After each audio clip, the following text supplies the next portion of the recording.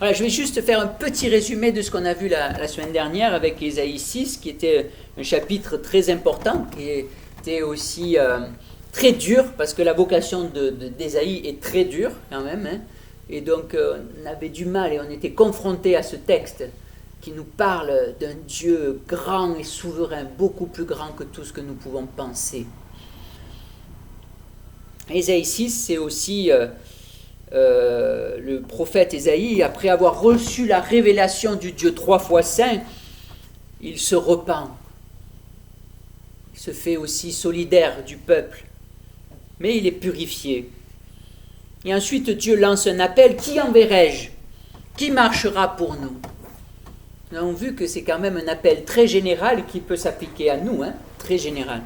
Et le prophète répond: me voici, avant même de connaître sa vocation. Il nous a rappelé l'esprit du service, hein. Voilà, c'est toi qui décides de notre vocation. Et Dieu l'envoie, mais Dieu ne lui cache pas au prophète ce qu'il attend. Il sera ignoré, méprisé et rejeté du peuple. Dieu envoie donc Ésaïe vers son peuple en sachant bien que les résultats seront, à première vue, négatifs. C'est une vocation difficile et qui nous pose bien sûr la question de notre propre vocation et qu'est-ce qu'elle sera. Alors, on ne le sait pas obligatoirement à l'avance, hein, mais la question quand même on va surtout s'occuper de cette question, c'est comment persévérer dans notre vocation.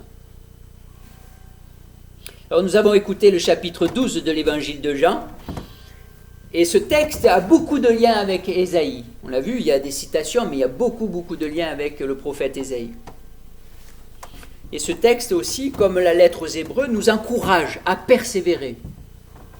Lettre aux Hébreux, on l'a vu avec une lecture du chapitre 10, qui nous encourage à persévérer dans la foi, dans l'espérance, dans l'amour, mais nous encourage aussi à nous approcher de Dieu, puisque nous avons un souverain sacrificateur. Alors là, mon premier point sera justement ça. Je vous encourage pour recevoir une bonne persévérance, parce qu'il y a besoin vraiment de persévérance, surtout en ces temps aujourd'hui, pour notre Église, pour chacun d'entre nous, dans nos foyers, dans nos familles. Tous, nous avons besoin de persévérance. La première chose, c'est s'approcher de Jésus. On le sait, c'est une bonne attitude. Et on va essayer de voir ce qui se passe dans le chapitre 12. Les Grecs, donc les non-juifs, veulent s'approcher de Jésus. Ils veulent le voir.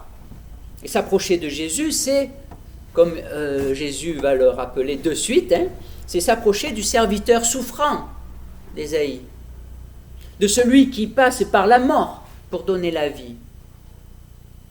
Pas obligatoirement de s'approcher de quelqu'un qui va être toujours à première vue triomphant, hein, comme il venait de le voir avec l'entrée triomphale à Jérusalem. La mort de Jésus est bien dépeinte en Ésaïe 53, mais en Jean chapitre 12, elle est décrite à travers une image, à travers la parabole, on pourrait dire, du grain de blé. Hein, le grain de blé qui meurt en terre pour porter du fruit. Alors on ne va pas s'étaler sur cette parabole, mais elle est déjà porteuse de beaucoup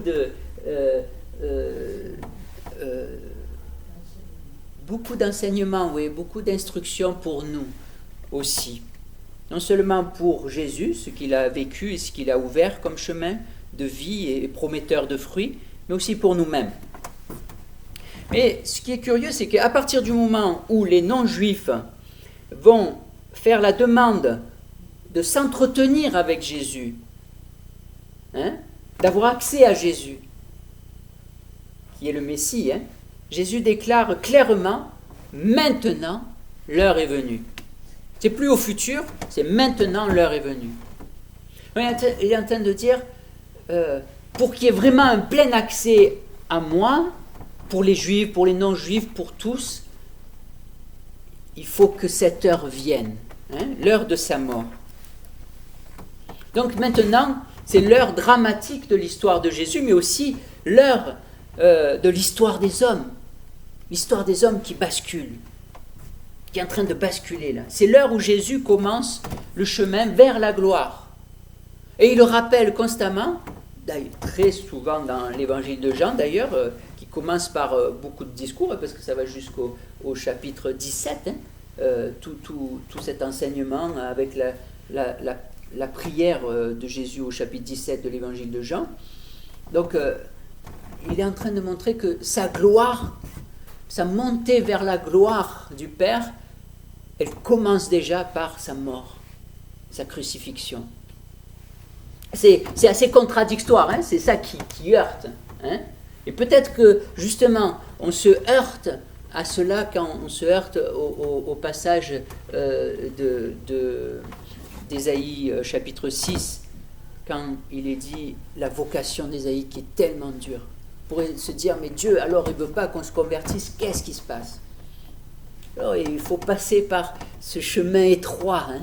C'est difficile. Ah, mais comment c'est possible? Il n'y a pas d'accès. Et oui, il y a un accès, mais il est ouvert par ce passage étroit, ce passage obligatoire de la croix. La mort de Jésus est même la suprême manifestation de sa gloire. Si on veut vraiment avoir une révélation importante de Dieu et de Jésus-Christ, il faut le contempler à la croix. On pourrait dire aussi que la glorification de Jésus est liée à son refus de chercher sa propre gloire. Ça va jusqu'à la croix. Et à son désir de toujours faire ce qui est agréable à son Père, même quand son âme est troublée, parce qu'elle est troublée, parce que c'est difficile. On va croire que pour Jésus, c'était facile tout ça. Comme pour nous. Hein? Bien sûr, notre âme est troublée, c'est pas facile. Mais il le fait dans une soumission qui culmine, la soumission à son Père qui culmine dans le don de sa personne et de sa vie, jusqu'au bout. Comme la semence dont la mort entraîne la germination, la germination de la vie, en vue d'une récolte abondante, la mort de Jésus engendre une grande moisson. Grande moisson. Alors je rappelle cet appel de Hébreux chapitre 10, versets 19 et 20. Ainsi donc, frères, nous avons l'assurance d'un libre accès au sanctuaire par le sang de Jésus. Accès que Jésus a inauguré pour nous comme un chemin nouveau et vivant. Et l'appel au verset 22. Approchons-nous donc d'un cœur sincère, avec une foi pleine et entière, le cœur purifié d'une mauvaise conscience. Alors ça, c'est mon premier point, c'est approchons-nous. Ayons un entretien journalier avec Jésus, qui nous parle à travers sa parole et son esprit, et nous-mêmes nous exprimons nos troubles, mais aussi notre foi, mais aussi tout ce dont on a besoin. Il y a un entretien journalier avec Jésus, et dans cet entretien, Jésus nous fortifiera. Il fortifiera notre endurance. Voilà, ça c'est une promesse de Jésus. Deuxième point que je voulais aussi voir, et qui est évident, aussi bien dans Ésaïe chapitre 6, mais aussi là, c'est que Dieu nous avertit. Il faut bien être averti, et bien se rappeler de l'avertissement lié à la vocation que nous avons. On a une haute vocation en tant que chrétiens.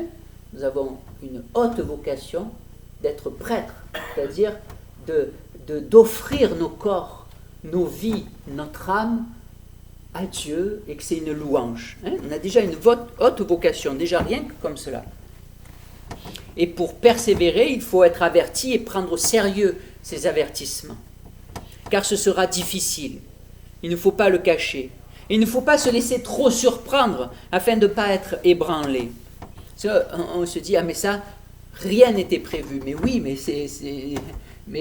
il y avait l'avertissement que ça va être difficile. On s'attendait à quoi? Voilà. Et on vient de voir que même pour Jésus, qui était bien averti, il était profondément troublé, car la croix était un douloureux passage. Alors quand on est troublé par la difficulté,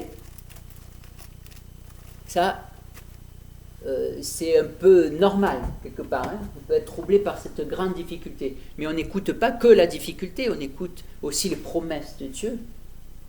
Qu'il est avec nous parce qu'il est sur ce chemin de croix, ce chemin difficile. Il y est. Il nous a dit, je serai avec vous là, hein, jusqu'au bout. Là où mon serviteur est, là je suis. Et il nous avertit aussi pour nous-mêmes que cette vie de renoncement et de service est un chemin difficile et qu'il faudra beaucoup de grâce et lui demander toute sa grâce et prendre toutes les grâces qu'il nous donne aussi, hein, tout au long du chemin pour persévérer. Et il nous faudra aussi nous encourager les uns les autres et veiller les uns sur les autres. Et il dit veiller les uns sur les autres dans l'amour. Hein. Ça, c'est plutôt le chapitre 13 d'Hébreux, mais on le verra plus tard. Mais on a besoin d'être encouragés parce qu'il y en a certains qui flanchent et qui ont du mal. Et il faut qu'ils soient encouragés et peut-être qu'ils se laissent aussi un peu avertir. Il faut être aussi dans cette disposition d'esprit de pouvoir être avertis par nos frères et sœurs. Et ça, c'est une bonne chose. Ça veut dire qu'en Église, on peut être averti. Il y a une sorte de sécurité. Mais si on est seul, le grain de blé reste seul, parce qu'il veut sa liberté, etc. Donc il ne veut pas renoncer à sa liberté d'être seul, de faire un peu ce qu'il veut. Mais en Église, il y a une sorte de renoncement. On ne reste pas seul, et alors là, on peut être averti quand on glisse. Voilà.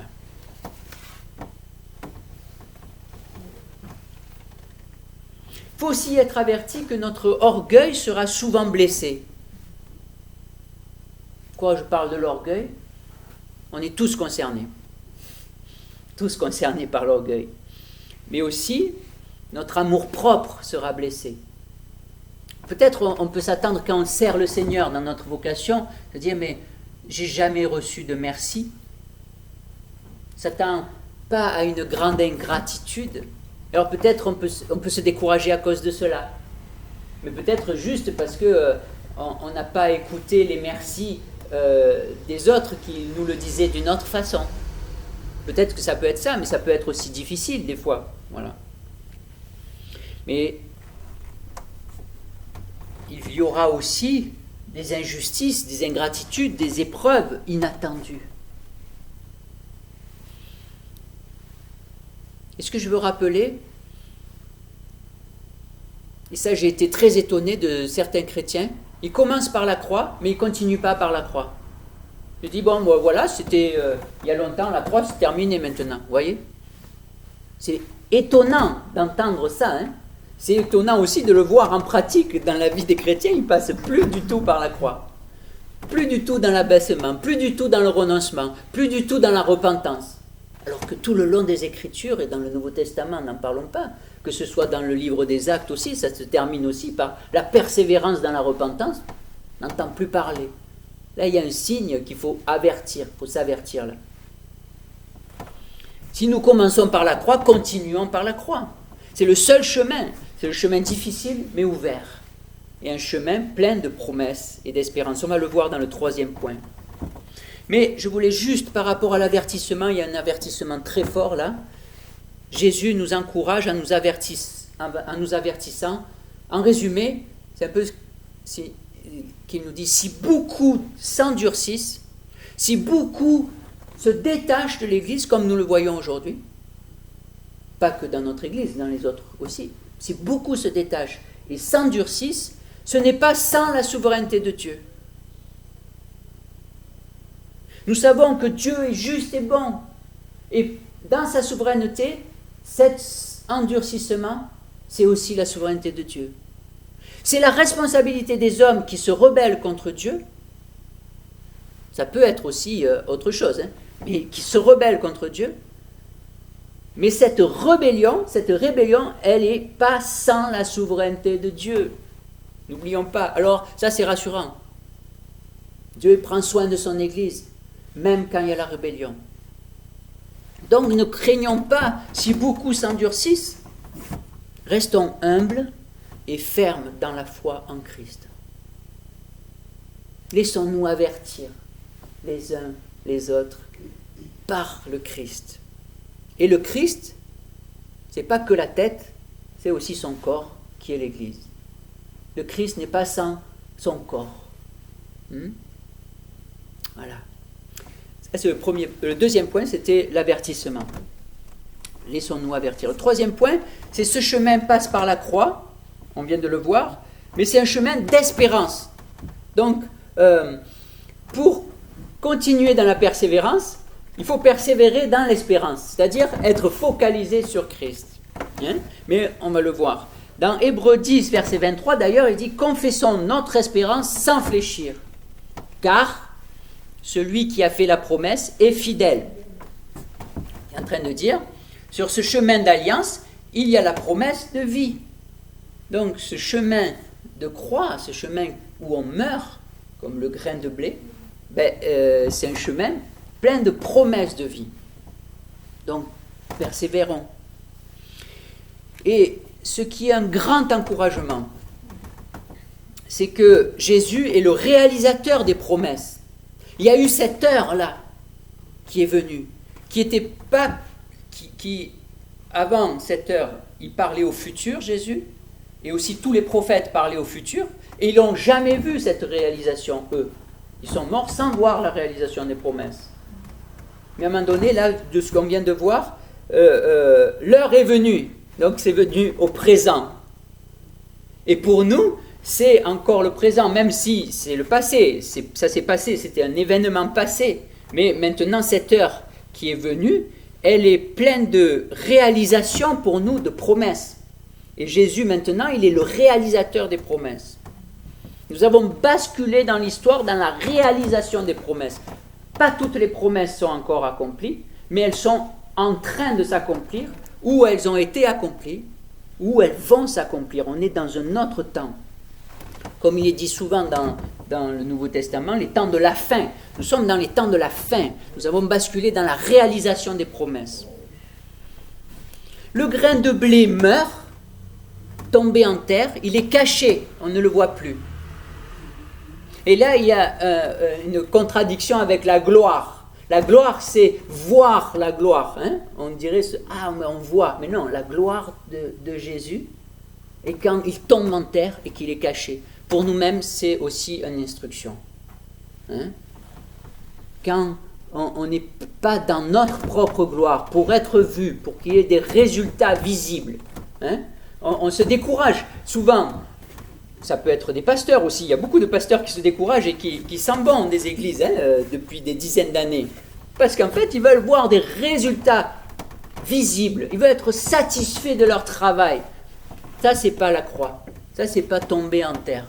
Tomber en terre, c'est le Seigneur qui produit les fruits. Mais on sait que c'est le bon chemin. Et par ce moyen du grain tombé en terre, caché dans la terre, le grain devient une plante. Il y a la promesse de la vie.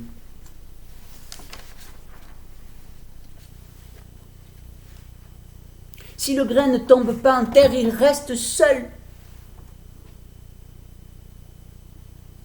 On dirait que là, il est en train de nous dire, être en église, c'est un peu aussi mourir à nous-mêmes et ne pas être seul. Par contre, s'il ne tombe pas en terre, s'il ne meurt pas à lui-même, il reste visible. Il cherche par lui-même à être puissant, à avoir sa propre liberté, et il mourra sans porter de fruits. Le principe vital du grain de blé qui meurt pour donner la vie s'applique donc aussi aux disciples de Jésus dans la mesure où s'attacher à Christ, c'est s'attacher à la vie de Christ. Et donc se détacher de sa propre vie pour soi, tout seul.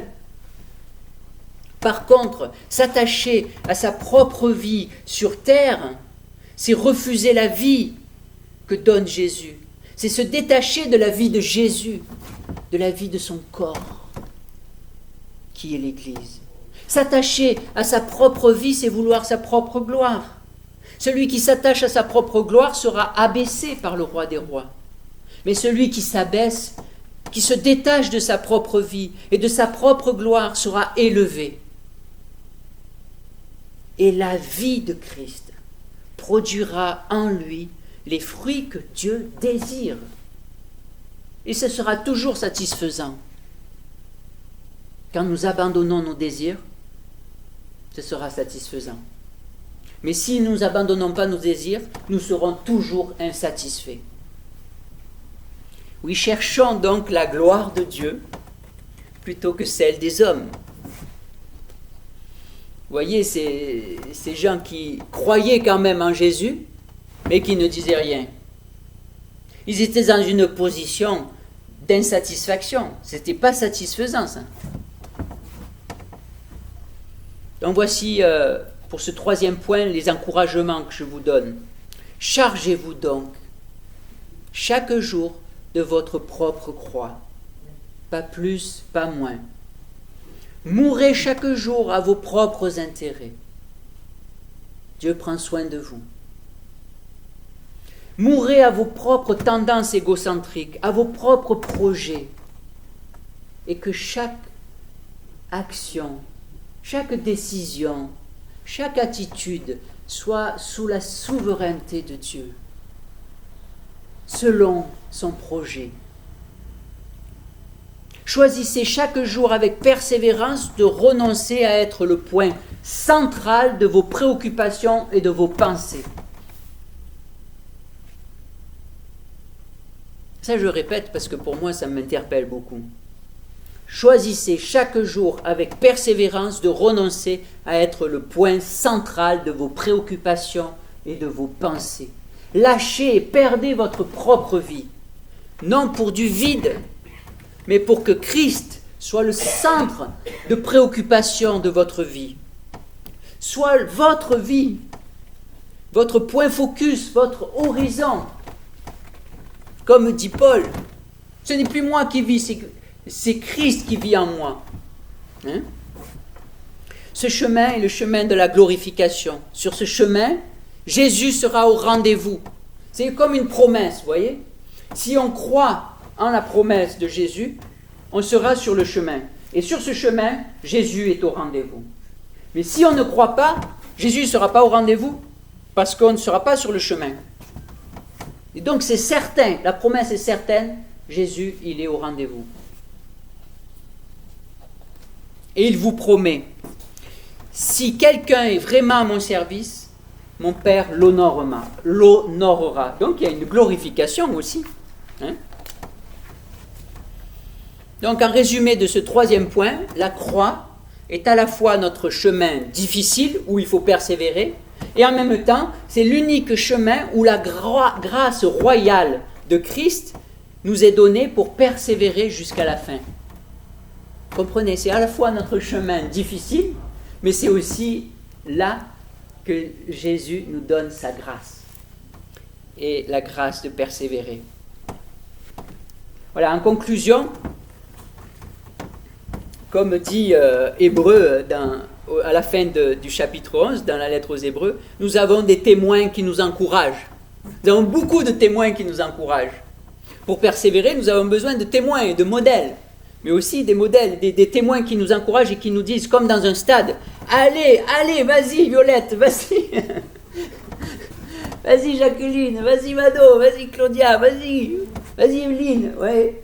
Vas-y Pascal, vas-y Charles, vas-y Serge. » Et tous. Mais nous aussi, on est des témoins, les uns les autres. Et dans notre témoignage, on s'encourage, vous voyez? Mais tous ces témoins, hein, qui nous encouragent, Ésaïe aussi en fait partie.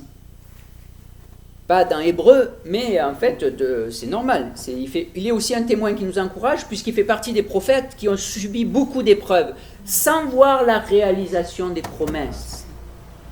Et ça nous encourage beaucoup, parce qu'eux, ils ont persévéré sans voir la réalisation des promesses. Et nous, maintenant, nous voyons la réalisation des promesses. Nous sommes dans la nouvelle alliance réalisée par Jésus-Christ et marquée par la réalité du Saint-Esprit donné en abondance à celui qui croit en Christ.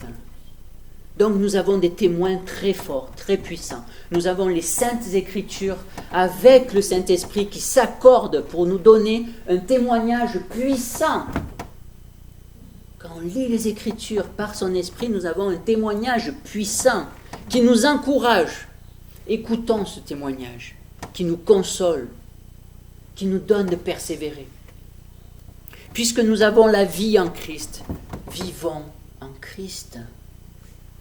En nous approchant de Christ, nous expérimentons donc la réalisation des promesses de Dieu. Amen. Amen.